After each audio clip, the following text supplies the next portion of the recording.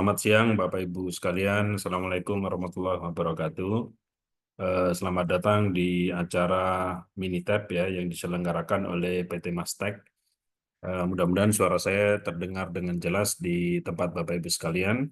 Ya, hari ini topik diskusi kita adalah tentang mungkin penggunaan Minitab ya untuk desain eksperimen ya, untuk experimental design. Jadi mungkin nanti akan saya sampaikan mungkin hal-hal yang berkaitan dengan experimental design kalau menggunakan software Minitab. Dan mungkin sebelum itu, sesuai dengan agenda acara webinar siang ini ya, saya akan menyampaikan sedikit perkenalan tentang Minitab yang kebetulan Minitab versi terakhir adalah versi 22. Izinkan saya untuk share screen.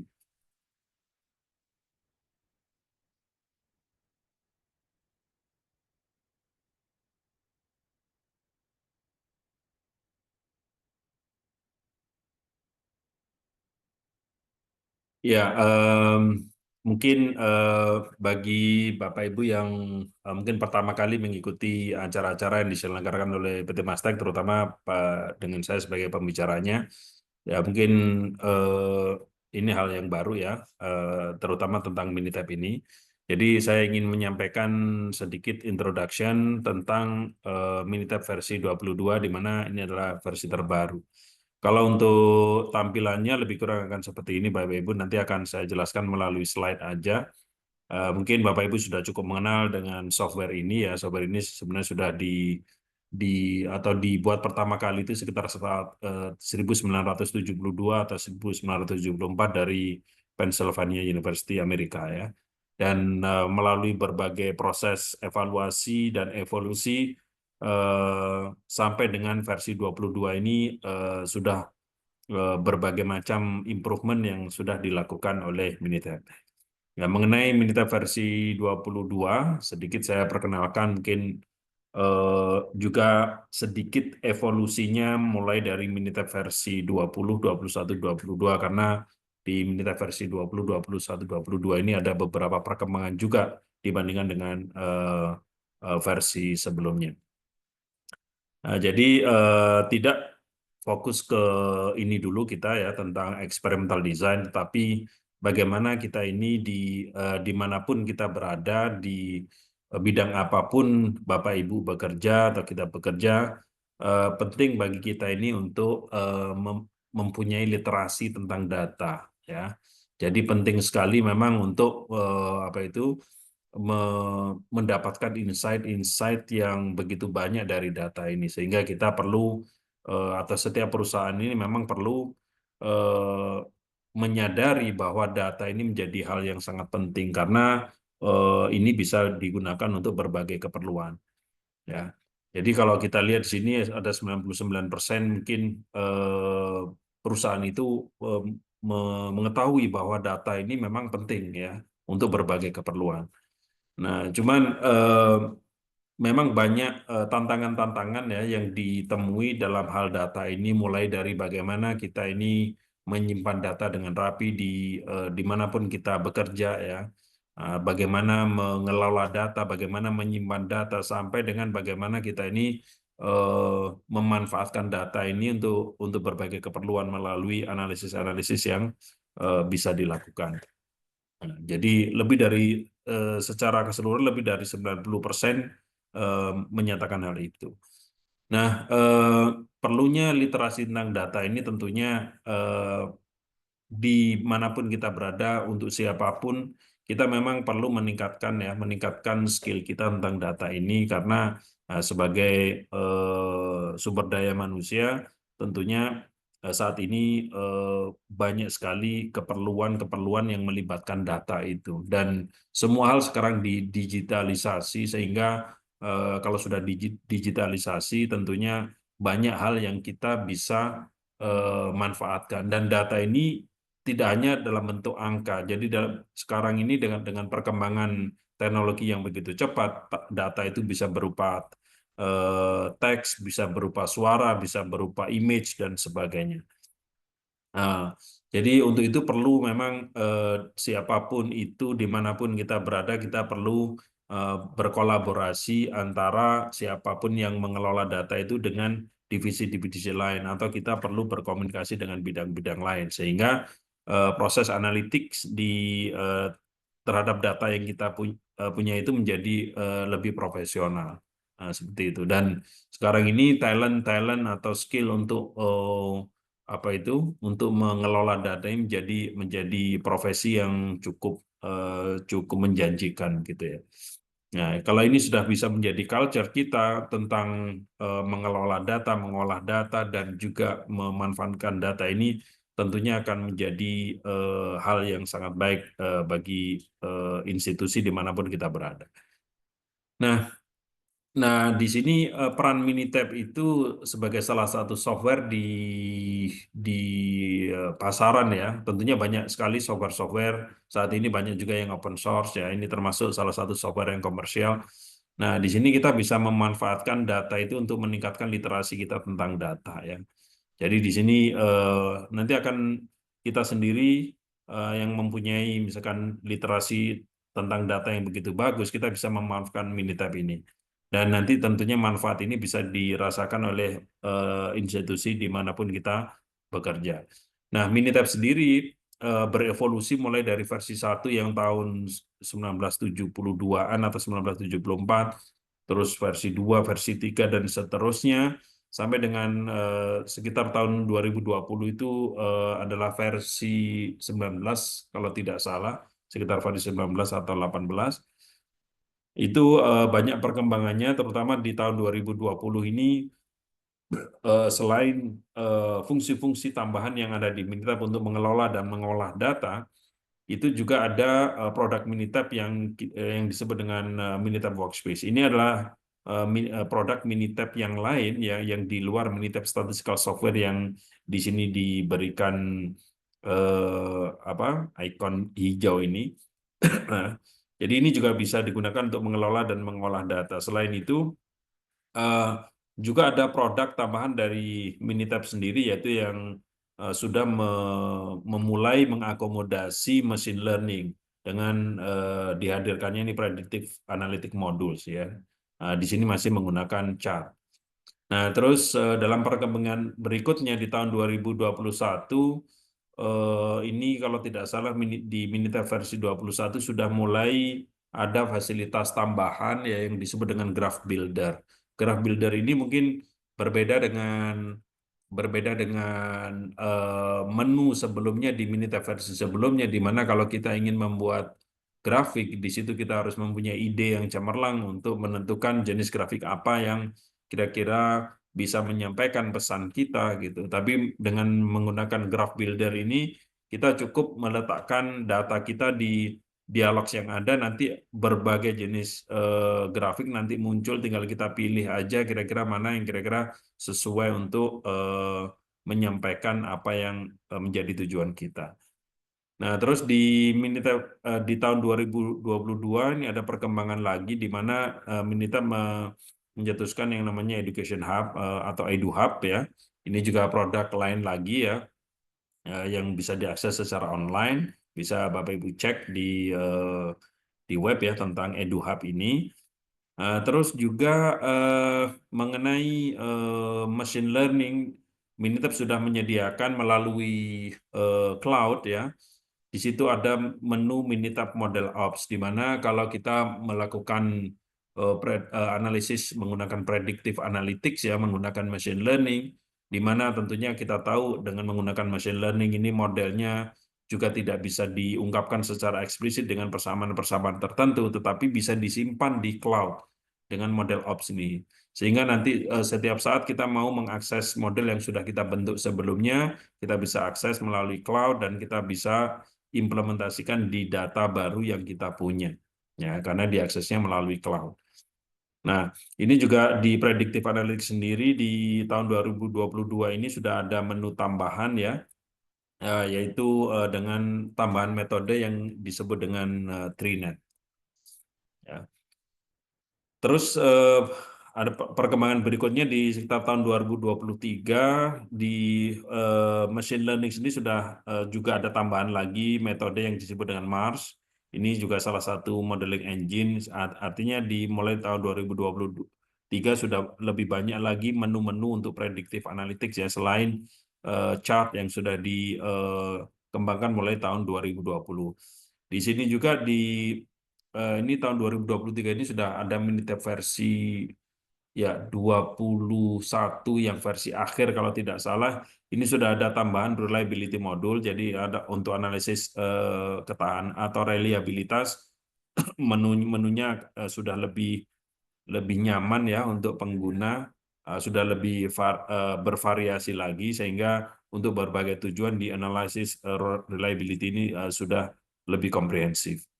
Dan juga untuk tambahan menu mungkin melalui asisten yang berkaitan dengan desain of eksperimen, sudah ada tambahan menu lagi dengan adanya screening eksperimen. Oke, saya lanjutkan. Nah, Minitab sendiri sudah tersedia di berbagai belahan dunia, hampir setiap negara sudah ada cukup banyak representatifnya ya. Jadi kalau dari sisi pengguna ini sudah lebih dari 1 juta ini data tahun 2023, ini penggunanya sudah sangat banyak. Dan yang tersebar di lebih dari 30 lokasi dan menyebar di lebih dari 120 negara. Artinya Minitab ini sudah menjadi software global yang sudah bisa diakses dari manapun dan oleh siapapun. Dan tentunya support atau dukungan dari tim Minitab sendiri di pusat juga sudah tersedia di berbagai lokasi dan dengan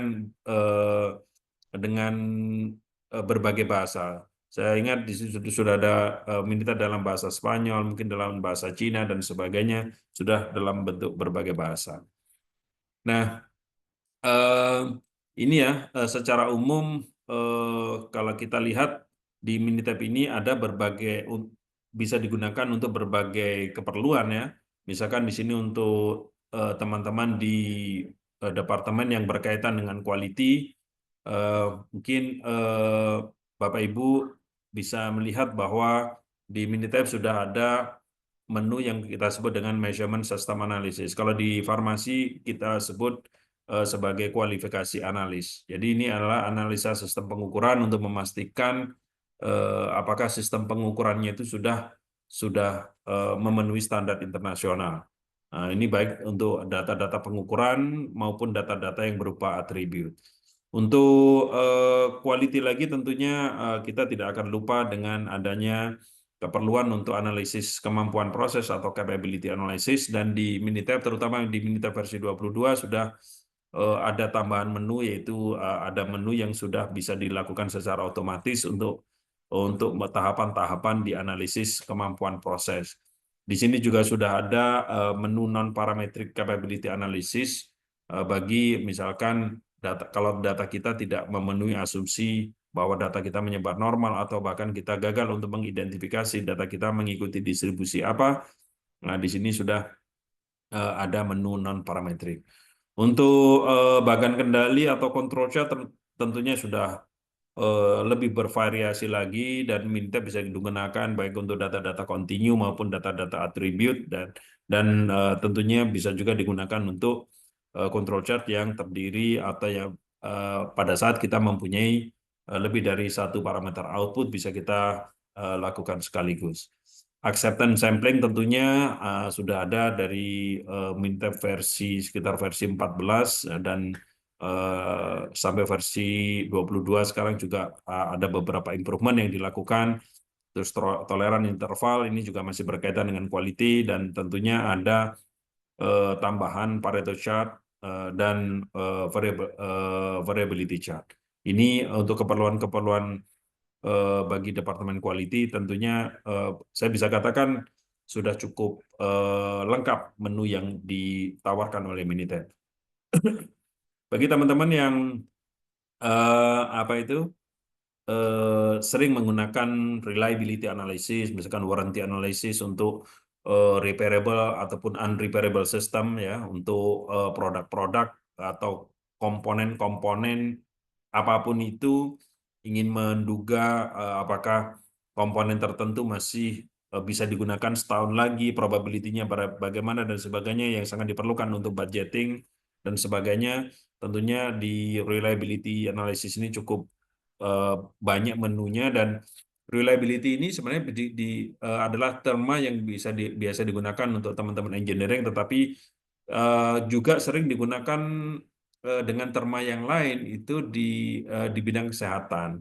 Jadi term reliability ini sebenarnya kalau di bidang kesehatan kita sebut sebagai survival analysis. Jadi bagaimana seorang pasien itu mempunyai peluang hidup 3 tahun lagi dan sebagainya, atau kita ingin menduga seorang pasien ini dengan kriteria tertentu dia mempunyai peluang hidup 1 tahun lagi itu bagaimana dan seterusnya. Di sini dengan berbagai macam menu yang ada ya, data plan, accelerated live testing. Nah, di sini sudah ada persamaan Arrhenius, reliability modeling dan sebagainya.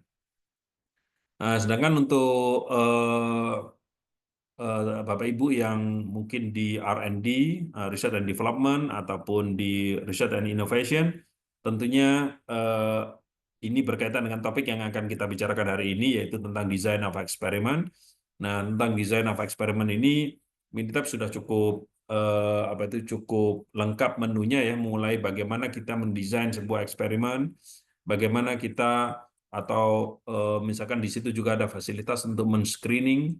Screening ini menyeleksi faktor-faktor atau kandidat faktor yang diduga mempengaruhi suatu parameter output tertentu. Jadi dengan melalui analisis ini kita bisa tentukan full factorial design atau factorial design dengan kombinasi keseluruhan faktor, ataupun sebagian kombinasi saja yang kita sebut fractional factorial.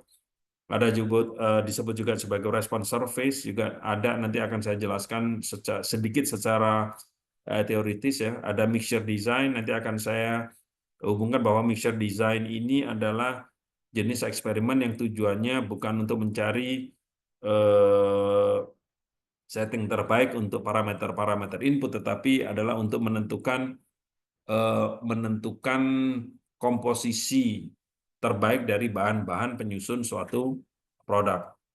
Juga di sini ada Taguchi design, salah satu jenis robust design yang bisa digunakan, dan tentunya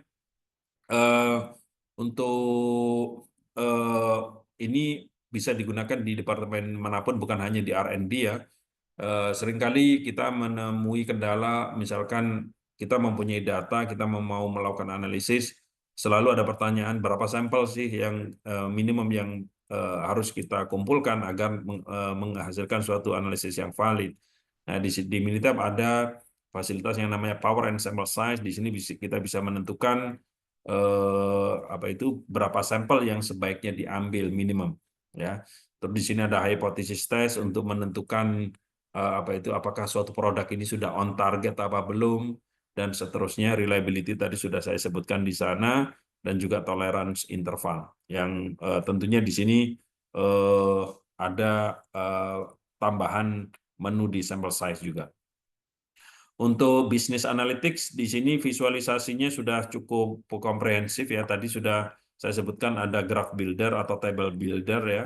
Scatter plot korelogram ini adalah cukup baru ya, matrik korelasi yang diwujudkan dalam bentuk warna. Jadi gradasi warna, kalau warna yang lebih gelap itu korelasinya lebih tinggi dan sebagainya. Kalau histogram, bar chart ini sudah jenis grafik lama yang memang sudah ada sebelumnya, termasuk bar plot. Kalau heat map ini cukup baru ya. Jadi heat map ini mirip korelogram, di mana visualisasi diwujudkan dalam bentuk gradasi warna. Bisa digunakan untuk melihat hubungan antar variabel yang kira-kira hubungannya cukup tinggi, bisa ditampilkan dalam bentuk warna yang lebih gelap atau dengan warna lain. Untuk data-data yang mempunyai time frame atau data-data deret waktu, tentunya kita bisa memanfaatkan analisis time series ya, bisa melakukan forecast atau peramalan ya. Jadi kita mempunyai data sales sampai misalkan 10 tahun terakhir atau 20 tahun terakhir, kita bisa memprediksi atau bisa meramalkan, maksud saya kira-kira tahun depan atau 2 tahun ke depan itu bagaimana, melalui mungkin ARIMA ya, autoregressive integrated moving average, Di sini juga ada smoothing method dan tentunya ada berbagai berbagai jenis metode peramalan tersedia di sini. Untuk pemodelan statistika, nah tentunya menu predictive analytics tadi yang sudah saya sampaikan sudah ada di situ. Di machine learning sudah berbagai metode ada, jadi ada untuk regression tree, ada random forest dan sebagainya itu sudah ada ya.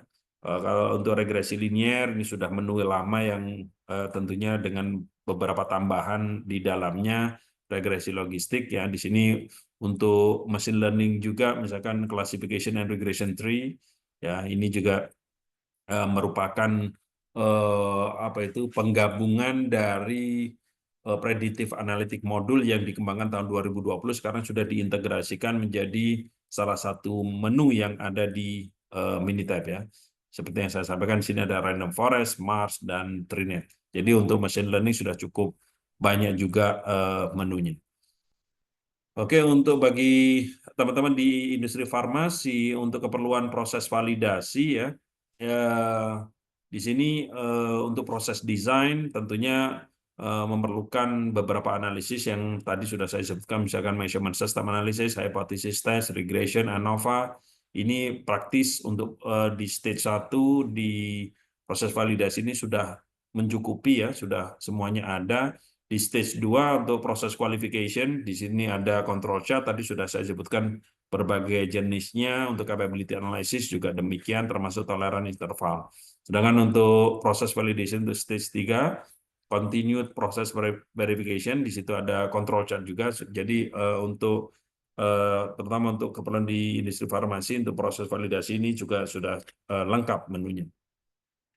Nah, dibandingkan dengan Minitab versi-versi sebelumnya, secara detail Minitab versi 20 ini, maaf tadi kalau saya sebutkan bahwa graph builder ini sebenarnya di Minitab versi 20 awal itu belum ada. Jadi Minitab, maksudnya graph builder ini baru tersedia di sesi terakhir-terakhir dari Minitab 20 yang secara penuh sudah tersedia di Minitab versi 21. Jadi kalau Bapak Ibu masih menggunakan versi 20 dan belum ada menu graph builder, berarti itu yang awal-awal ya.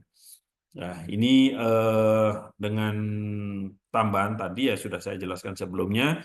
Nah, terus di Minitab versi 21 ada menu tambahan. Sebenarnya regresi Cox ini untuk survival analysis itu atau analisis daya tahan. Jadi untuk menentukan misalkan kira-kira komponen ini atau pasien ini itu bisa bertahan lagi setahun, itu kira-kira probability-nya berapa dan sebagainya. Itu ada menu tambahan di regresi Cox ini. Selain itu juga seperti yang saya sampaikan, ada beberapa menu tambahan yang tadi sebenarnya sudah saya sampaikan.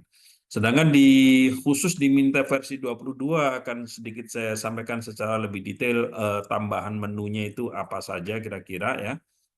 Jadi seperti yang saya sampaikan, salah satunya adalah table builder atau graph builder. Jadi kalau Bapak Ibu membuka Minitab ya, perlu Bapak Ibu ketahui bahwa Minitab ini selain yang versi desktop juga dengan user ID yang sama itu bisa digunakan untuk mengakses yang versi web. Ya, jadi ini yang versi desktop ya, versi instalasi. Nah, sebenarnya dengan user ID yang sama Bapak Ibu bisa membuka yang versi web ya. Nah, kalau di versi web ini tidak ada nomor versinya, jadi yang ditampilkan adalah yang versi terakhir aja. Nah, di sini misalkan ya saya ke user ID ya, sebentar.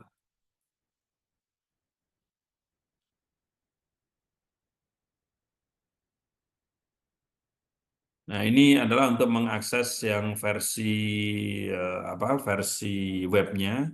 Nah, di sini praktis bisa dikatakan lebih dari 90% yang di versi desktop sudah ada, dan ini sudah sudah dalam bentuk dashboard seperti ini ya.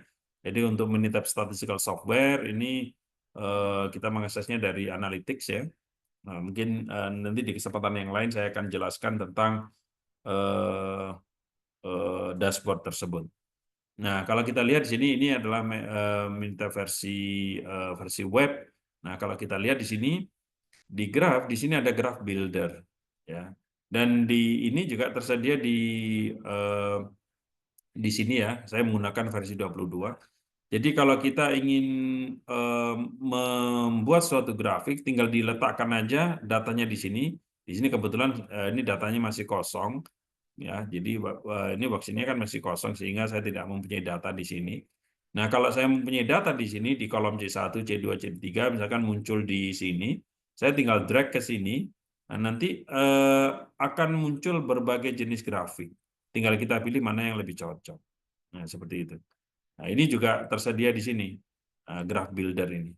Jadi tampilannya itu lebih kurang sama seperti itu. Nah, tinggal kita masukkan data kita ke sini, dari sini, terus nanti akan muncul berbagai jenisnya. Oke, nah ini tambahan untuk yang versi atau menu baru di Minita versi 22. Berikutnya tentunya untuk visualisasi menggunakan graph builder tadi ini sudah beberapa menu tambahan di mana kita bisa mengcustomize grafik-grafik yang ada ya di sini untuk meningkatkan visualisasinya ya. Terus berikutnya bagi teman-teman Bapak Ibu atau Bapak Ibu yang sering menggunakan one proportion test untuk data-data atribut berupa defektif ya, data-data defektif, itu ada tambahan jenis tes ya yang kita sebut sebagai di one proportion test ini ya. Nah, jadi ada menu tambahan di sini.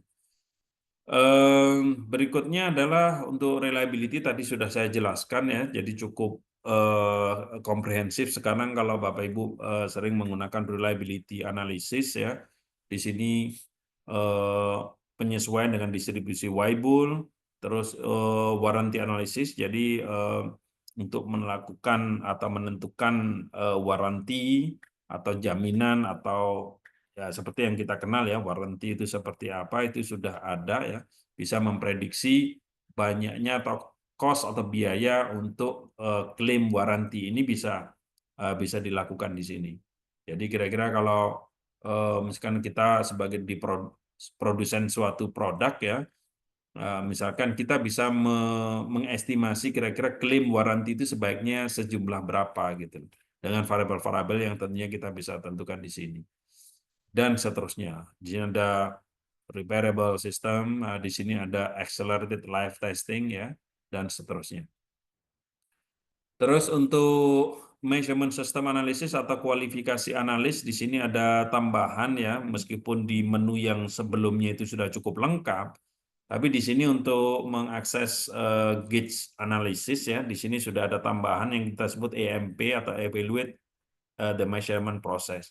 Nah, sebenarnya tanpa ini pun sudah cukup lengkap menu yang ada di measurement system analysis atau kualifikasi analis, tapi dengan tambahan ini paling tidak user mempunyai lebih keleluasaan dalam menentukan jenis analisisnya. Terus berikutnya seperti yang saya sampaikan tadi, pada saat kita melakukan analisis capability, di mana distribusi kan pertama kita harus cek distribusinya normal apa tidak. Kalau tidak normal kita mencari distribusi yang sesuai. Nah, pada saat langkah itu kita lakukan dan kita tidak menemukan ada distribusi yang sesuai untuk data kita, maka kita harus melakukan pendekatan non-parametrik. Nah, di versi 22 ini sudah ada tambahan menu ini. Dan ini belum tersedia di Minita versi 20 maupun versi 21. Dan ini cukup ditunggu-tunggu oleh pengguna. Karena seringkali kita menemui bahwa data kita ini tidak mengikuti distribusi normal dan tidak mengikuti distribusi yang tersedia di menu yang ada. Jadi kita sudah ada jalan keluar di sini yaitu menggunakan non-parametric capability yang nanti capability index-nya itu diungkapkan dalam bentuk CP, CNP, CNPK atau PNP, PNPK. Nah, bagi yang agak katakanlah dalam tanda kutip malas untuk mengikuti prosedur-prosedur di analisis capability yang seharusnya, di sini juga sudah ada menu yang memanjakan pengguna di mana Ya udah kita punya data, melakukan analisis capability, kita tidak mau repot mengecek distribusinya apa dan sebagainya. Ya udah kita pilih yang menu automated capability analysis yang mungkin saya bisa tunjukkan di sini. Ya, ya, nanti untuk pengecekan distribusinya yang mengikuti normal apa tidak, kalau tidak normal bagaimana dan sebagainya itu sudah dilakukan semua oleh software ini. Nah, jadi tambahan menunya ini adalah di automated ini. Jadi tadi yang non parametrik dan automated ini yang belum tersedia di Minitab versi sebelumnya ya. Nah, di sini automated ini. Jadi kita tinggal masukkan datanya begitu ya udah nanti pengecekan kenormalan dan sebagainya itu sudah dilakukan otomatis oleh Minitab. Jika tidak normal langkahnya bagaimana juga sudah dilakukan oleh Minitab itu sendiri. Oke, nah itu mungkin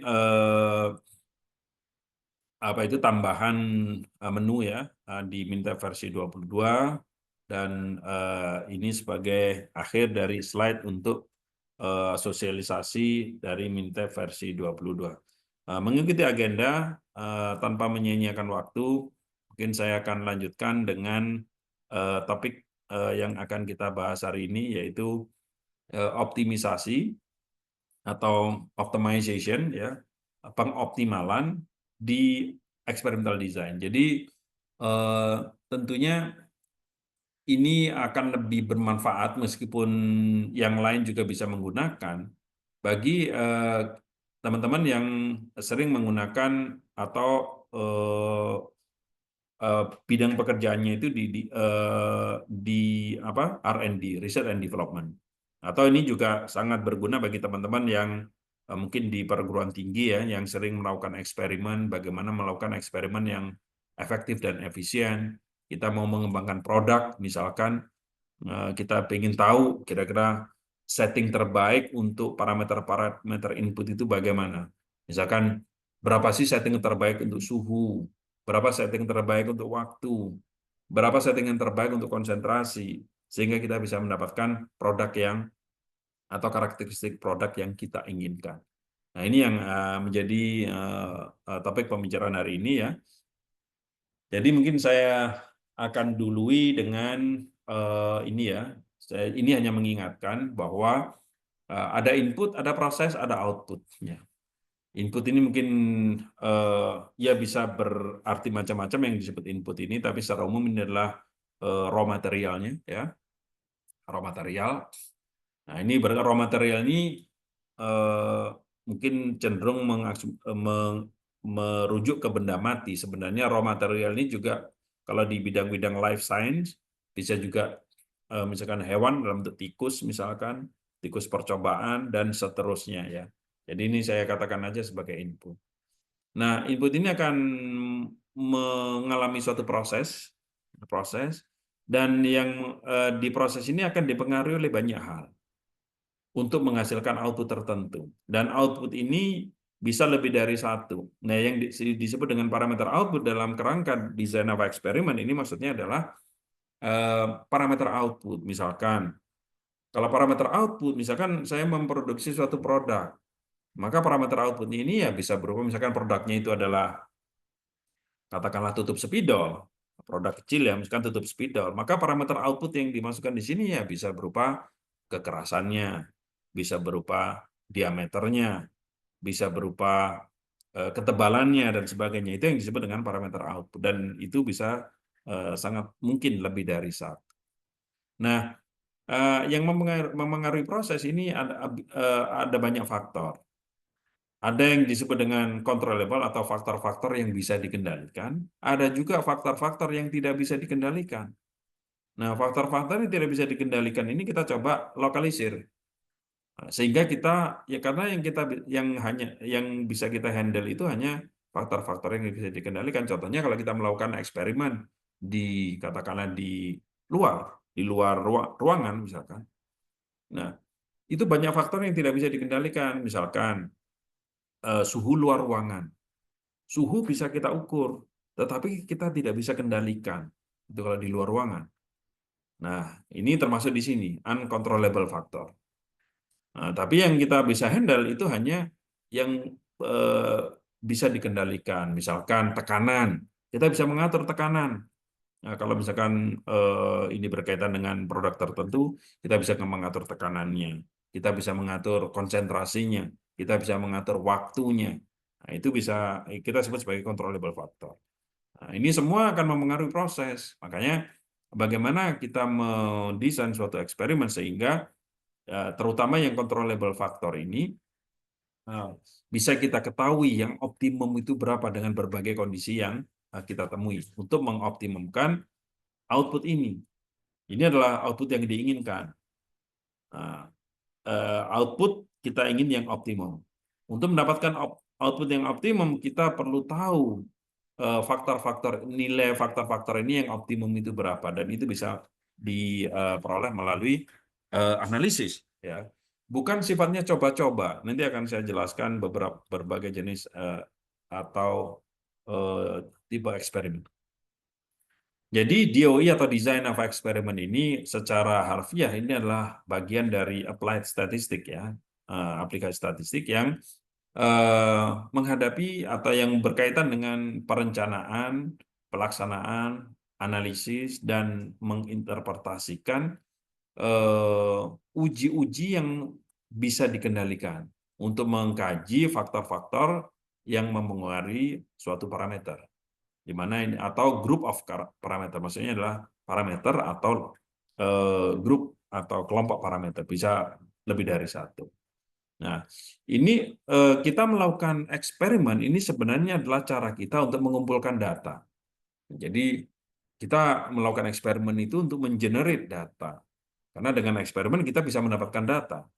Dari data itu kita analisis. Nah, kita bisa mendapatkan informasi dari analisis tersebut, ya. Teman-teman di bidang lain, di bidang sosial misalkan, mengumpulkan data dengan cara menggunakan kuesioner. Nah, itu juga cara untuk mengumpulkan data. Nah, DOE ini karena data itu belum tersedia, jadi kita generate data itu dengan melakukan eksperimen. Jadi eksperimen sendiri ini didefinisikan sebagai prosedur sistematis yang dilakukan dengan kondisi-kondisi yang terkontrol, ya, untuk mengetahui pengaruh-pengaruh yang mungkin belum kita ketahui sebelumnya. Nah, dan ini digunakan untuk menguji hipotesis yang tentunya kita nyatakan sebelumnya atau kita definisikan sebelumnya. Nah, seperti itu. Nah, dengan desain atau dengan experimental design atau perancangan percobaan, kita atau hal tersebut memungkinkan, jadi dengan melakukan percobaan itu memungkinkan untuk mengetahui pengaruh dari banyak faktor, bukan hanya satu. Jadi kita bisa apa itu mengetahui atau melakukan percobaan, ya, dengan secara simultan melibatkan beberapa faktor, ya. Nah, multiple input faktor.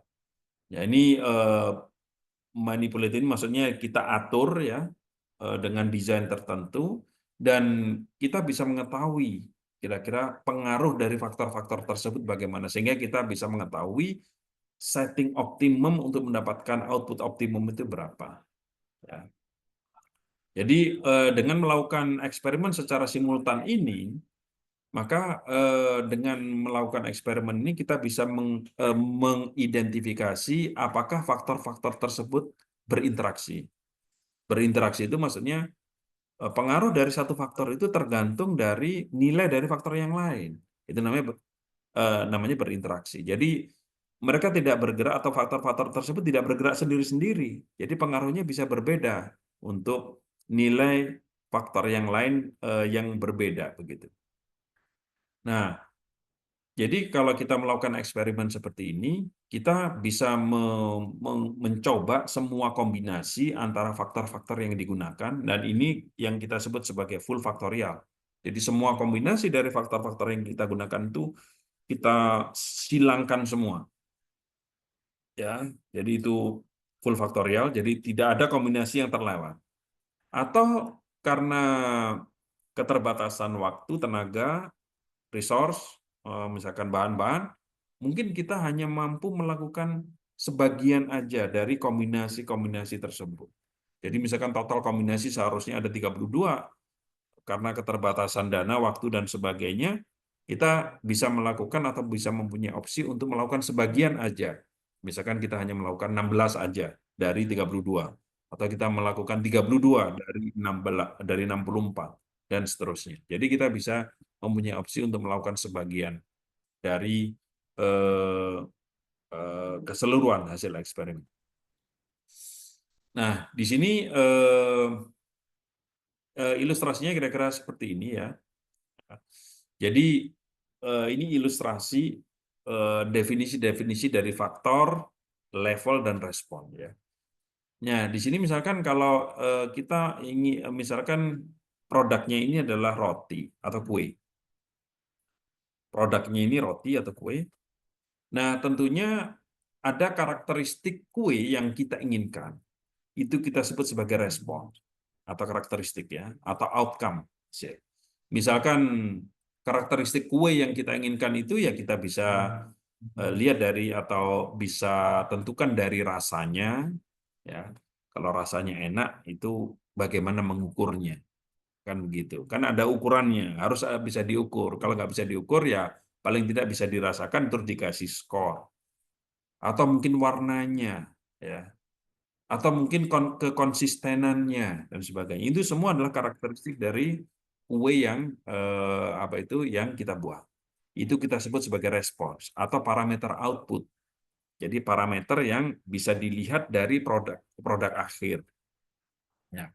Nah, kalau kita ingin mempunyai kue dengan karakteristik tertentu yang kita sebut optimum itu, misalkan rasanya itu legit, atau misalkan rasanya itu manis, atau misalkan kita mau roti yang kelembabannya sedang dengan nilai tertentu.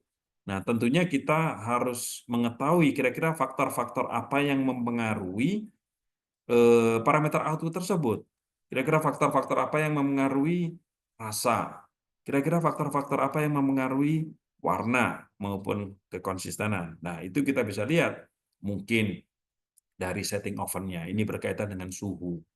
Jadi kalau kita mau membuat roti supaya rasanya enak itu kita harus set dengan suhu berapa, ya kan gitu. Nah, ini berarti kita ingin menentukan berapa suhu optimum. Bukan hanya suhu optimum mungkin, waktu pengovenan yang optimum. Nah, kalau di sini suhu bisa ditambah dengan waktu. Terus misalkan faktor yang lain adalah gulanya seberapa. Nah, ini yang berkaitan dengan mixture eksperimen nanti. Jadi menentukan komposisi gula yang terbaik untuk mendapatkan output yang kita inginkan. Jadi gulanya seberapa, terus tepungnya seberapa, terus telurnya berapa persen, dan seterusnya. Jadi di sini ini kombinasi antara bahan-bahan penyusunnya. Jadi kita nanti akan tahu bahwa untuk mendapatkan katakanlah roti dengan tekstur tertentu, dengan rasa tertentu dan sebagainya, kita akan tahu proporsi gulanya berapa, tepungnya berapa, telurnya berapa, ya kan gitu. Dan ini harus dilakukan bukan coba-coba. Kalau coba-coba nanti tentunya banyak lagi yang tidak kita coba. Ya, jadi kita melakukan yang lebih sistematis. Termasuk bagaimana menentukan eh, faktor setting yang terbaik, misalkan suhunya berapa, waktu pengovenan berapa, itu juga bisa ditentukan melalui eksperimen yang sistematis, bukan coba-coba, sehingga nanti melalui analisis nanti kita bisa tentukan yang optimum itu berapa. Nah, apa yang bisa ditawarkan oleh DOE ini atau Design of Experiment ini tentunya dengan melakukan eksperimen secara sistematis, ya kita bisa menentukan perbandingan, kita bisa membandingkan hasil dari yang kita lakukan melalui parameter outputnya itu berbagai kombinasi. Jadi kombinasi ini hasilnya berapa, kombinasi ini hasilnya berapa, kombinasi itu hasilnya bagaimana. Jadi berbagai kombinasi itu kita bisa bandingkan. Tentunya secara analitik ya, melalui analisis statistik nanti kita bisa menentukan bahwa kombinasi yang terbaik itu adalah kombinasi tertentu. Tentunya kita juga bisa mengidentifikasi faktor-faktor yang penting yang memengaruhi parameter output tersebut. Tentunya mungkin parameter yang kita gunakan ini sebelumnya mungkin banyak ya. Banyak faktor-faktor yang kita gunakan dan kita bisa, maksudnya tidak, kita yakin tidak semua faktor itu memberikan memberikan pengaruh yang signifikan. Jadi melalui analisis di data eksperimen ini kita bisa mengidentifikasi faktor-faktor yang memberikan efek yang signifikan terhadap parameter output ya. Dan juga ini yang penting, bukan hanya menentukan faktor-faktor yang memberikan pengaruh signifikan terhadap parameter output tertentu, tetapi kita juga bisa lanjutkan dengan mencari setting optimum dari faktor-faktor tersebut. Nah, ini yang menjadi penting, yang menjadi topik pembicaraan hari ini, yaitu bagaimana melakukan optimisasi melalui design of experiment. Tentunya dengan DOE kita juga bisa mendapatkan setting untuk mendapatkan produk yang konsisten ya. Bukan hanya hari ini baik, besok nggak baik dan sebagainya. Bukan hanya hari ini tinggi, besok sudah rendah atau sedang dan sebagainya. Bukan begitu. Tapi kita bisa menentukan faktor-faktor yang berpengaruh terhadap yang bisa mengurangi variasi dari suatu proses. Dan ini seharusnya merupakan rekomendasi dari atau bisa direkomendasikan di QC ya. Jadi di capability analysis. Tetapi hasil rekomendasinya itu adalah dari experimental design. Oke, untuk berikutnya tentunya di bidang apapun, di industri apapun, dengan parameter output apapun, kita akan mempunyai satu atau lebih tujuan untuk lebih dari satu, katakanlah parameter output. Jadi tujuan dari eksperimen untuk parameter tertentu atau untuk parameter output tertentu itu satu di antara tiga ini. Tujuannya itu bisa untuk meminimalkan, misalkan untuk produk tertentu kita ingin produk yang setipis mungkin. Nah, jadi itu berarti kita ingin karakteristik produk untuk parameter output tertentu minimum. Ada juga produk tertentu itu yang karakteristiknya ingin kita maksimalkan, misalkan kekerasan produk. Kita ingin produk yang sekeras mungkin. Untuk produk-produk seperti tutup spidol, misalkan untuk botol dan sebagainya. Tetapi untuk produk-produk seperti tablet di farmasi tentunya kita tidak ingin memaksimalkan karena ini berkaitan dengan waktu hancur. Berarti kalau untuk produk seperti itu bisa jadi tujuannya adalah bukan untuk meminimalkan atau memaksimalkan, tetapi mencapai target tertentu, target kekerasan tertentu, atau target ketebalan tertentu.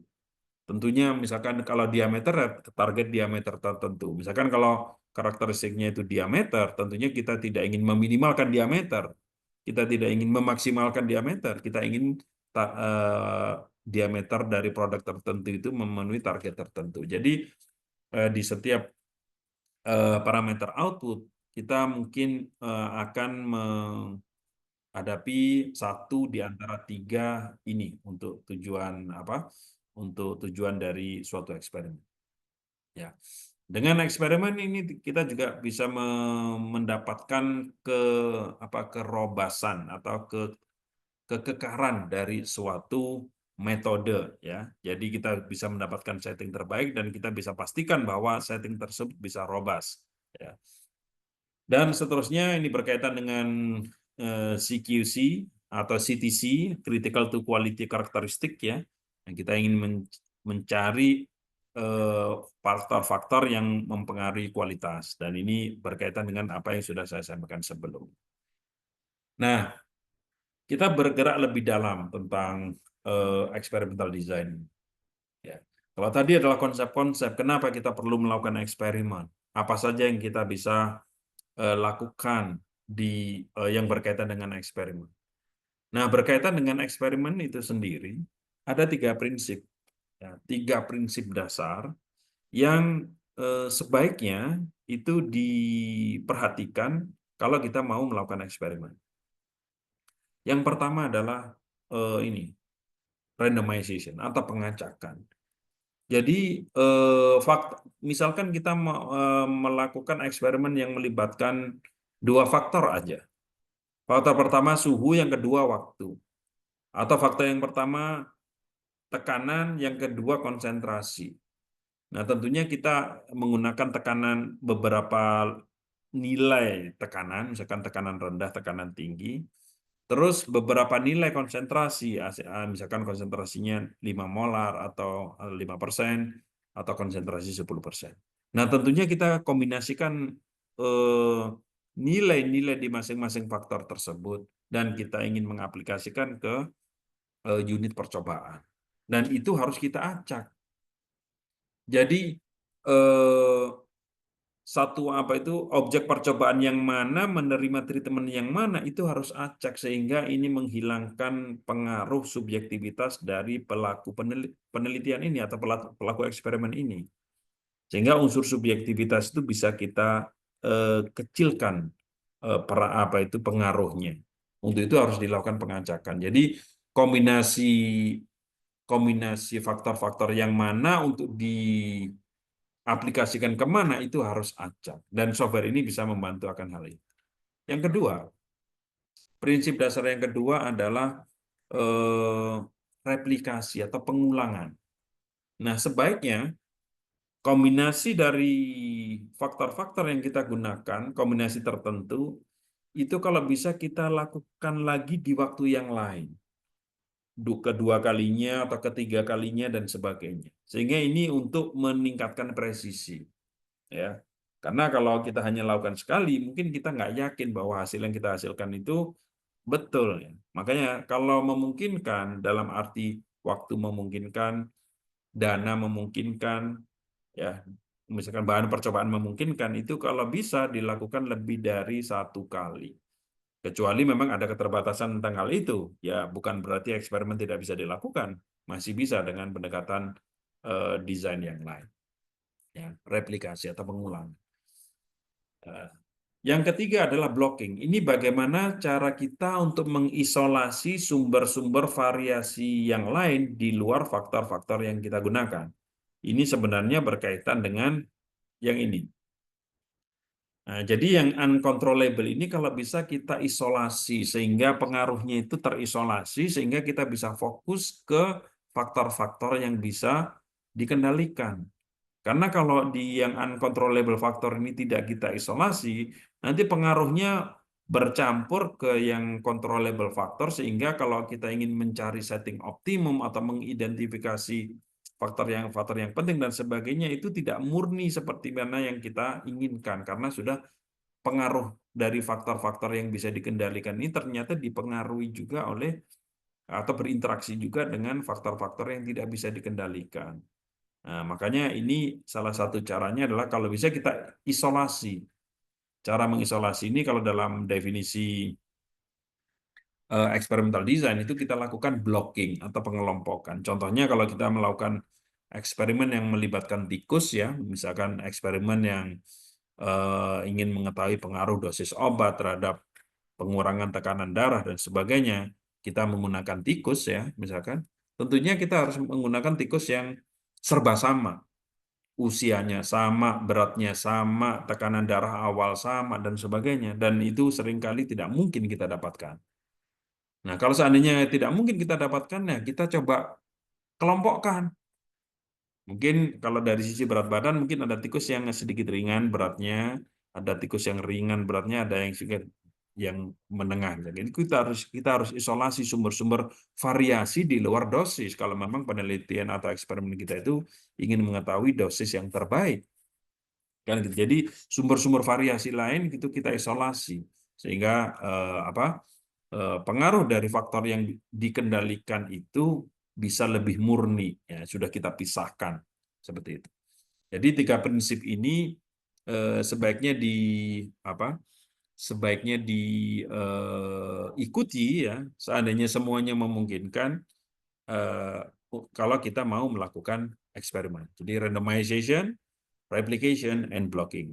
Tapi sekali lagi, seandainya misalkan masalah replikasi ini, pengulangan, karena ini berkaitan dengan dana, berkaitan dengan resource, berkaitan dengan waktu, kalau seandainya Tidak mungkin kita melakukan eksperimen dengan replikasi atau pengulangan tertentu, ya udah tanpa replikasi, tapi dengan menentukan jenis eksperimen yang lebih tepat. Nah, lebih dalam lagi kita masuk di experimental design ini, ada 2 tahapan dalam eksperimen ini, dan dua-duanya penting. Dan dua-duanya harus berkaitan. Jadi tahapan di eksperimentasi. Jadi dua hal ini menjadi dua isu yang sama-sama penting. Pertama adalah bagaimana mendesain suatu eksperimen. Desainnya bagaimana? Pengacakannya bagaimana? Menentukan banyaknya replikasi bagaimana? Ini semua adalah isu-isu yang harus kita selesaikan di how to design. How to design an experiment. Ya kan gitu. Jadi saya mempunyai 3 faktor misalkan. Masing-masing faktor ada 2 level. Nah, terus saya tidak mempunyai ulangan, itu desainnya bagaimana? Nah, ini adalah isu-isu yang ada di sini. Nah, di how to design ini. Oke. Isu-isu yang ada di how to design ini. Nah, terus berikutnya, tentunya ini harus kita selesaikan dulu sampai dengan kita bisa melakukan atau melaksanakan eksperimen. Jadi, saya mau melakukan eksperimen, banyaknya perlu ulangan apa tidak? Oke, perlu ulangan. Ulangannya berapa? Itu satu isu. Terus bagaimana nanti melakukan pengacakan? Apakah dilakukan pengacakan untuk setiap blocking atau bagaimana? Itu isu yang lain lagi. Itu tetap di how to design. Sampai dengan kita sudah pasti bahwa oke, desainnya seperti ini, misalkan desainnya adalah a completely randomized block design atau percobaan dengan blocking. Atau oke, desainnya adalah split plot design, salah satu jenis desain lagi. Oke, ini sudah fix, terus kita lakukan eksperimen. Ini masih di issue how to design.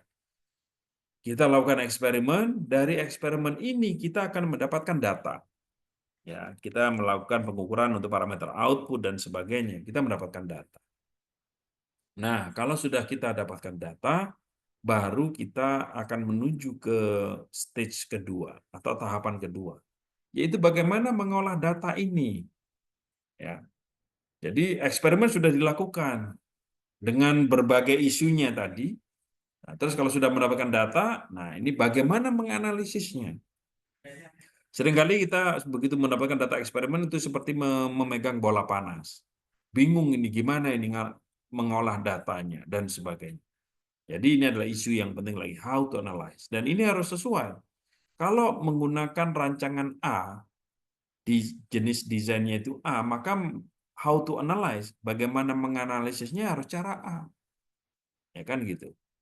Kalau di desainnya ini jenis desainnya adalah jenis desain B, maka cara menganalisisnya harus dengan cara B. Nah, jadi how to analyze ini harus sesuai dengan how to design. Nah, yang seringkali kesalahan umum itu adalah bagaimana kita menganalisis data ini itu sesuai dengan preferensi kita. Misalkan, aduh ini kalau dianalisis dengan cara A ini misalkan desainnya A, dianalisis dengan cara A ini semuanya nggak signifikan ini. Kita coba cara lain nih, bukan begitu. Nah, jadi tidak bisa begitu secara etik, tidak diperkenankan. Karena data yang diperoleh di eksperimen ini sudah mengikuti desainnya dan menganalisisnya ini juga menyesuaikan karena begitu di how to analyze ini sudah berkaitan dengan persamaan matematis dan sebagainya, dan persamaan matematis yang ada di sini itu menyesuaikan desainnya. Jadi jangan menggunakan katakanlah persamaan matematis apapun ya sesuai dengan preferensi kita, meskipun desainnya desain apa itu nggak cocok, nggak match. Nah, di sini ini penting. Ini kesalahan umum yang sering terjadi bukan karena kesengajaan saya yakin, tetapi karena ketidaktahuan. Dan lagi how to analyze itu harus sesuai dengan how to design. Oke, itu kalau dari sisi eksperimental design ya ada 2 tahapan. Nah, berikutnya adalah jenis-jenis eksperimen, types of DOE, jenis-jenis DOE. Secara umum kita bisa kategorikan jenis eksperimen itu menjadi dua kalau dilihat dari tujuannya. Jadi jenis-jenis eksperimen ini kalau kita lihat dari tujuannya. Pertama adalah kalau tujuannya adalah untuk mencari setting parameter input terbaik atau parameter proses.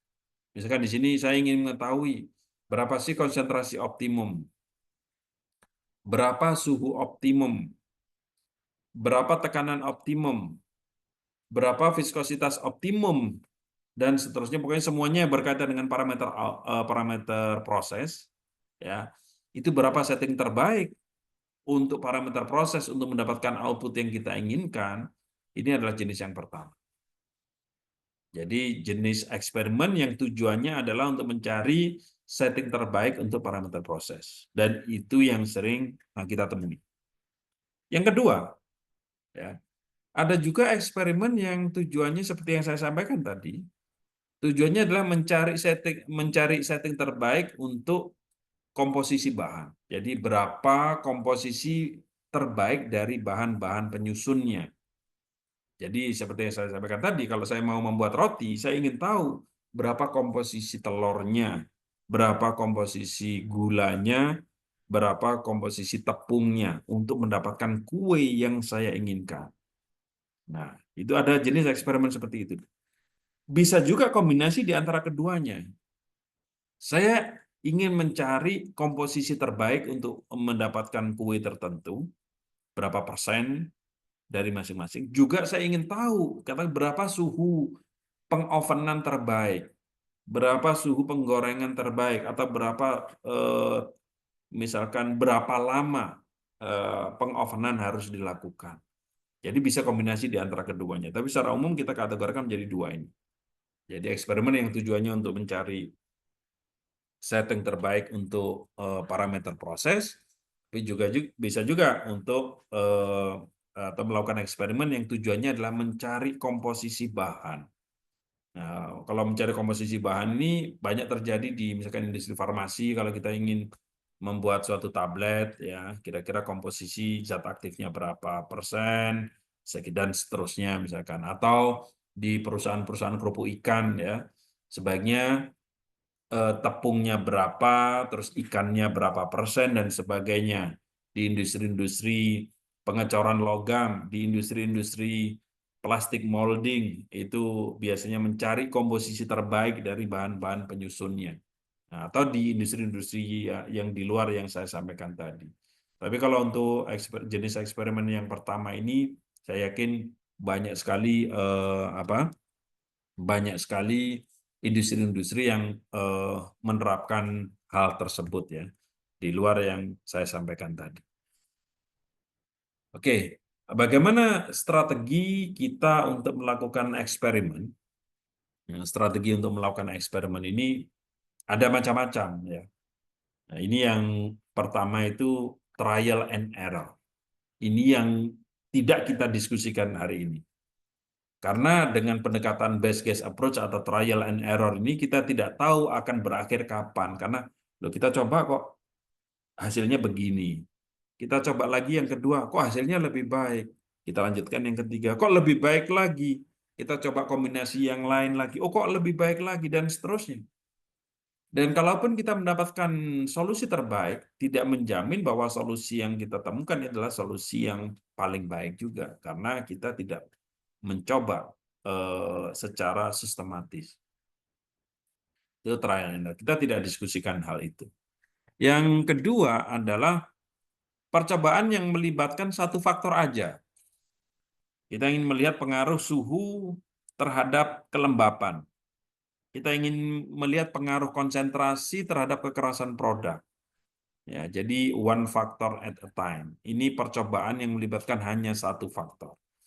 Ya, ini simpel tetapi tidak efisien kalau kita mempunyai lebih dari satu faktor. Karena kalau kita melakukan eksperimen ini terpisah satu faktor masing-masing satu faktor, kita gagal untuk mengidentifikasi apakah faktor-faktor tersebut berinteraksi apa tidak. Jadi ini yang gagal kita identifikasi. Padahal ini menjadi hal penting. untuk mengidentifikasi faktor-faktor tersebut.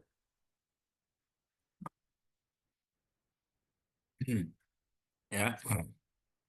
Dan ini kecuali memang kita hanya fokus ke satu faktor, saya sarankan eh, apa itu kalau kita melakukan eksperimen itu kalau bisa melibatkan lebih dari satu faktor yang kita sebut dengan percobaan faktorial atau pendekatan faktorial. Pendekatan faktorial ini adalah percobaan yang melibatkan lebih dari satu faktor secara simultan, sehingga di eksperimen tersebut kita lakukan kombinasi dari faktor-faktor penyusunnya. Kira-kira seperti itu.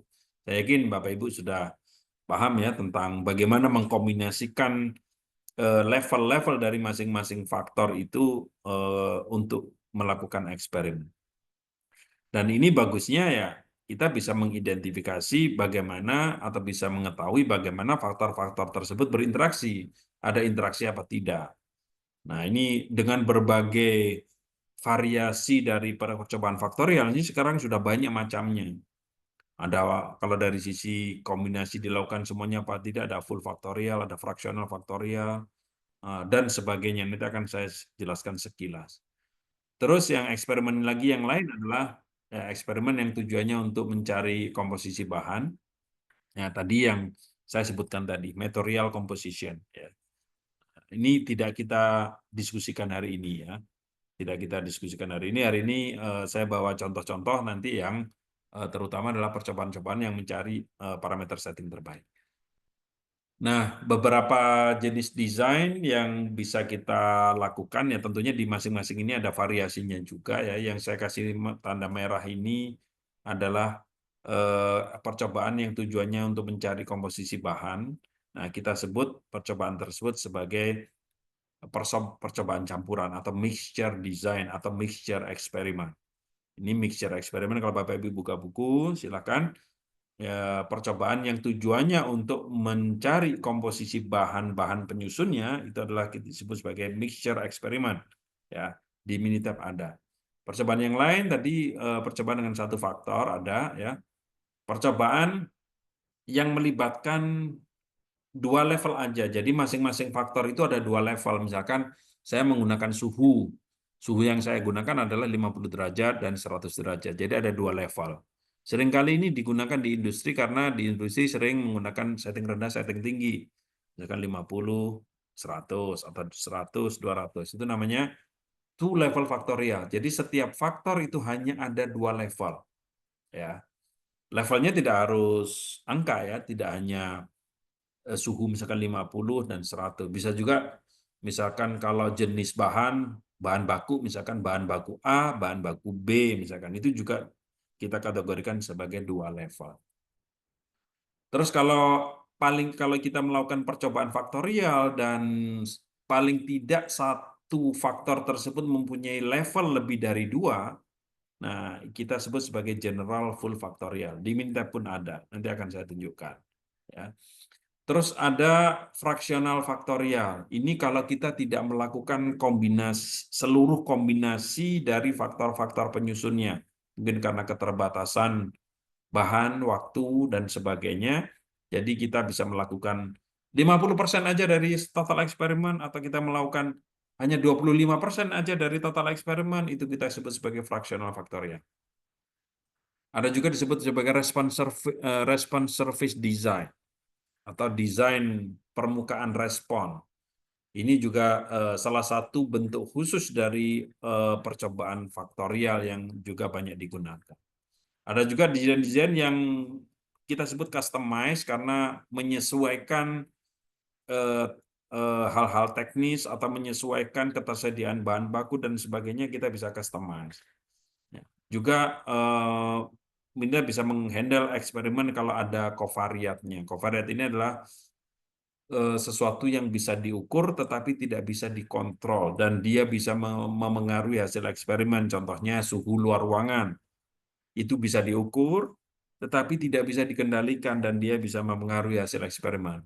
Ada yang disebut Latin square atau percobaan bujur bersangkar Latin. ada lattice, ada BIBD atau balance incomplete block design, ada split plot, ada split plot, ada split block, ada nested design, dan banyak lagi yang lain. Ini semua adalah di isu dari how to design. Semua ini dikembangkan untuk menghadapi berbagai permasalahan teknis yang berkaitan dengan eksperimen, ya. Jadi kalau kita mempunyai keterbatasan tertentu, itu itu bisa menentukan jenis eksperimen yang harus kita lakukan, ya, atau menyesuaikan kondisi lingkungan dan sebagainya. Jadi menentukan jenis desain itu menjadi hal yang sangat-sangat krusial dari keseluruhan tahapan itu. Ya, ini beberapa di antaranya.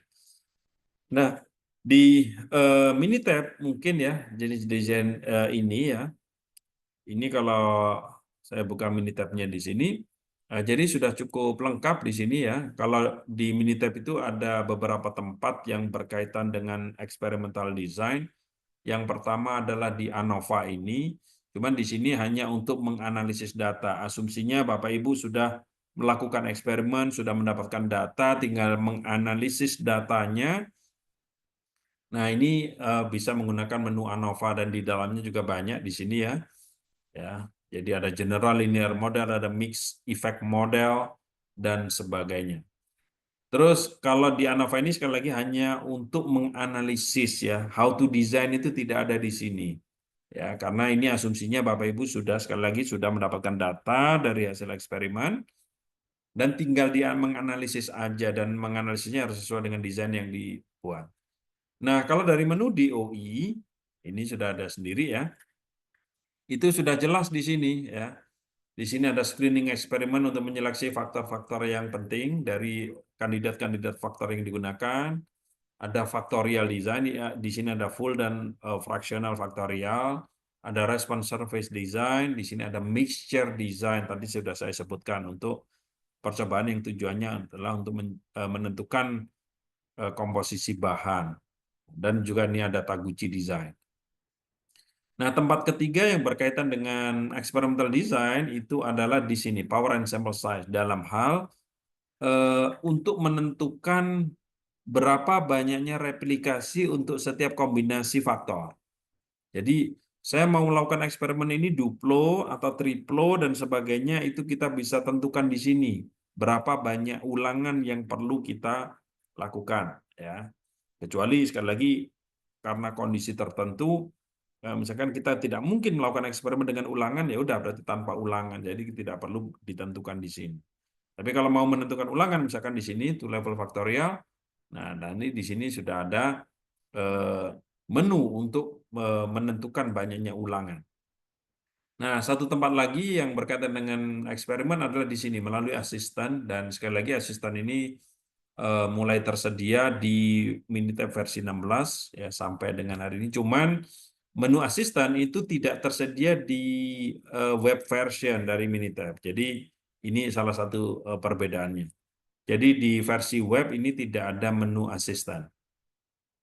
Ya, jadi hanya ada di sini ya di desktop version.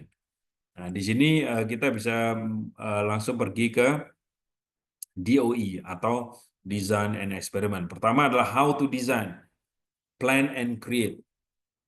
Jadi bagaimana mendesainnya.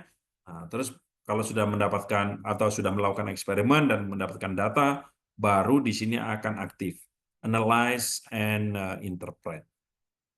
Itu kira-kira sedikit tentang menu yang ada di Minitab yang berkaitan dengan experimental design. Oke, saya lanjutkan ya yang ini. Jadi untuk percobaan faktorial itu sendiri, ya, karena berbagai jenis percobaan itu sebenarnya adalah masuk di kategori percobaan faktorial, yaitu percobaan yang eh, melibatkan lebih dari satu faktor. Nah, di sini eh, ada nanti definisi faktor. Faktor itu ya kalau tadi suhu itu faktor, waktu itu faktor, konsentrasi itu faktor. Nanti ada pengaruh utama dari, maksudnya pengaruh individu dari masing-masing faktor, dan juga kita bisa mengidentifikasi apakah ada interaksi antar faktor-faktornya. Nah, dalam hal ini nanti kita harus lihat interaksinya dulu. Kalau faktor-faktor tersebut berinteraksi, kita tidak perlu melihat pengaruh individu dari masing-masing faktor. Nah, kalau tidak ada interaksi dari faktor-faktor yang digunakan, baru dilihat pengaruh masing-masing faktor. Jadi faktor-faktor itu bisa dilihat secara individu, ya. Tetapi kalau ada interaksi, berarti faktor-faktor tersebut berinteraksi satu sama lain, artinya tergantung satu sama lain, sehingga tidak perlu dilihat pengaruh individunya. Nah, ini untuk ya pada saat tahapan analisis. Dan berbagai jenis percobaan faktorial antara lain, ya, ini FD ini factorial design, apakah fix atau random effect, ya, atau mix, ya. Fix ini kalau level-levelnya itu kita tentukan sesuai dengan preferensi kita. Random effect itu kalau level-level yang digunakan itu kita ambil secara acak atau random. Mix itu kalau kombinasi di antara keduanya. Ada cross atau tersilang atau tersarang, ada di sini tadi sudah saya sebutkan apakah full atau fraksional faktorial. Jadi saya akan menampilkan beberapa contoh kasus, ya, bagaimana melakukan apa itu eksperimen, ya, dengan menggunakan software ini, ya. Akan saya tunjukkan mungkin contoh yang pertama ini, misalkan ini sering digunakan di contoh-contoh pada saat training Minitab, ya. Misalkan quality team is studying the effect of oil viscosity, temperature, and additive. Jadi ada 3 faktor yang mau dikaji di sini, yaitu kekentalan minyak, oil viscosity, suhu, dan aditif. Untuk keausan mesin, ya.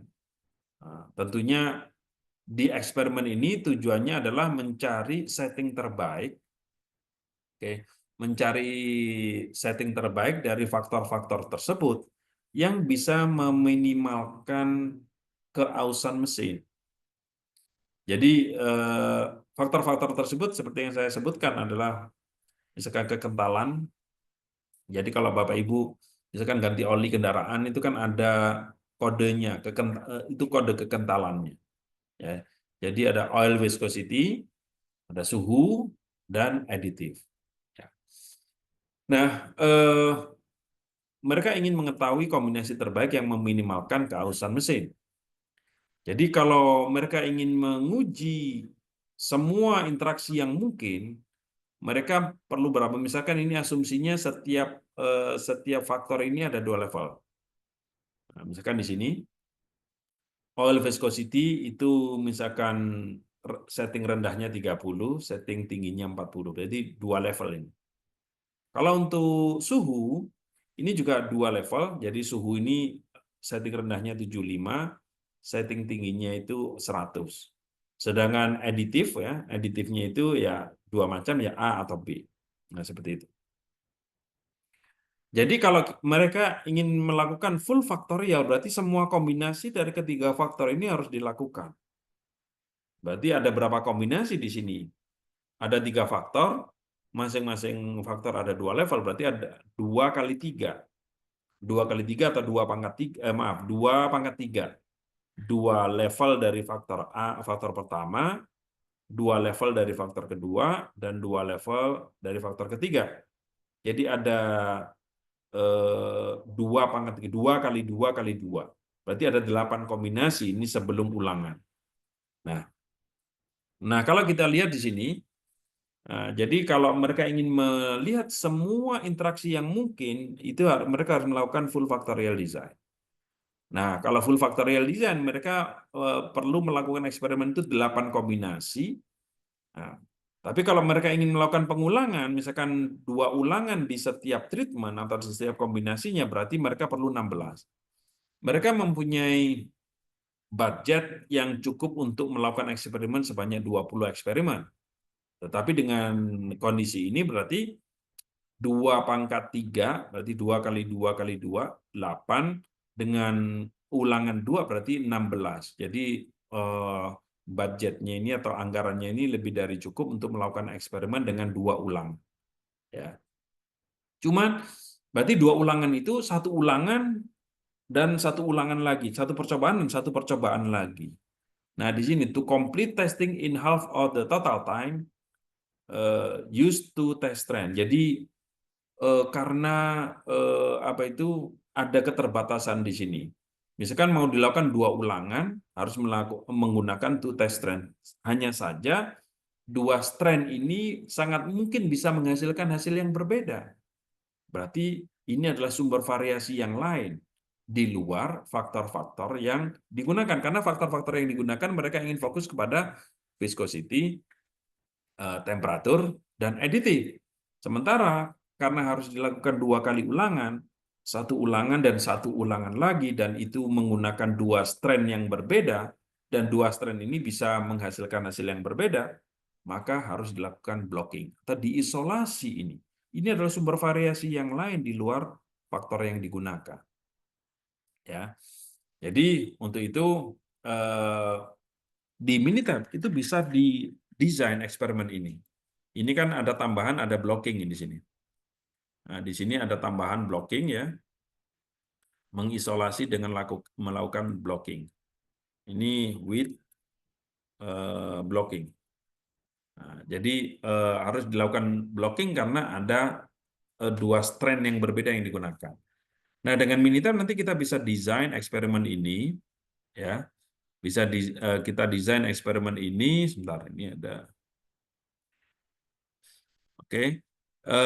Di sini ada viscosity ya 30-40 ya dan seterusnya. Terus di sini ada suhu 75 100 ya, setting rendah, setting tingginya, aditifnya A dengan B, dan ini dilakukan blocking. Kita lihat.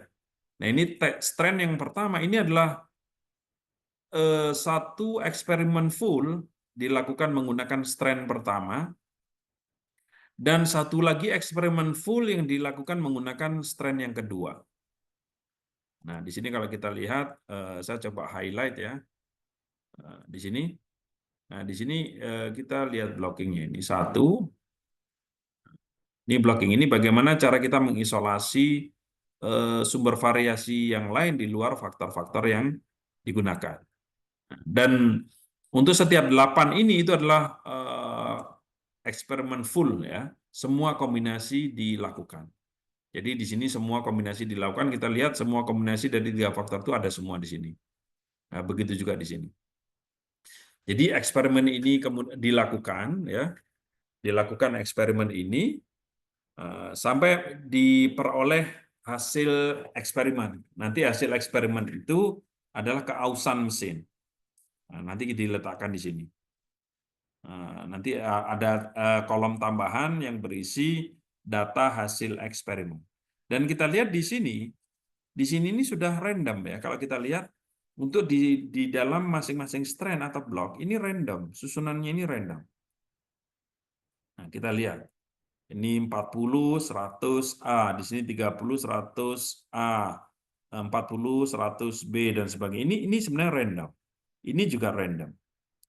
Sudah ada randomization, ada replication karena dilakukan 2 kali, ada blocking. Jadi ini ketiga prinsip dasar eksperimen itu dilakukan.